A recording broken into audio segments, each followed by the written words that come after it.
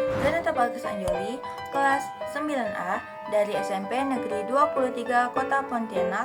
Ini adalah tugas video monolog saya tentang kota tanpa buku. Kota tanpa buku. Pernahkah kau ke toko buku, perpustakaan, atau taman bacaan? Tidakkah kau merasa istimewa ketika berada di dalamnya? Di sekelilingmu ada berbagai tokoh dari dunia nyata dan hayal. Tempat yang pernah kau kunjungi dan yang belum. Informasi dan cerita dari masa lalu, masa kini, dan masa depan, semua berpadu. Semua berada di dalam genggamanmu. Saat berada di antara buku, tidakkah kau merasa menjadi raja dan ratu? Ruang dan waktu seolah menyatu tanpa batas. Kau bisa terbang melewati sekat negara dan berbagai zaman. Kau bisa menyelam ke dalam samudra, melayang di angkasa, bercanda dengan aneka satwa, dan berkelana di tengah padatnya kota, juga rimba raya. Kau tahu, buku adalah jendela dunia, kunci pengetahuan, dan pintu wawasan.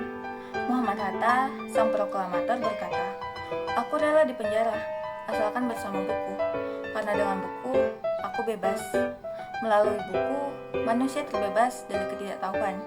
Tempat-tempat yang dipenuhi buku adalah harapan berkembangnya pengetahuan dan wawasan. Apa jadinya jika kota tanpa buku? Pantaskah ia disebut kota? Di kota itu, mungkin kabar datang dari sumber lain, dari koran, televisi, atau internet. Mungkin informasi dan cerita datang dari nenek moyang. Bagai dongeng-dongeng sebelum tidur, irama warganya pun tiada beda. Bangun pagi, bertebaran di muka bumi untuk berbagai keperluan, untuk kembali pulang siang atau sore harinya. Setelah itu, mereka berangkat tidur dan memulai lagi hari berikutnya. Semua serupa. Di kota itu, mungkin ada bangunan bernama perpustakaan. Di dalamnya, buku-buku berderet dalam rak yang tak terjamah. Tiada tangan meraih dan membuka halaman demi halaman dengan sukacita. Mungkin juga ada tumpukan buku di sudut-sudut sekolah yang sepi dan berdebu. Jarang dikunjungi, jarang dibaca, buku-buku di sana teronggok tanpa nyawa. Bagaimana dengan kotamu?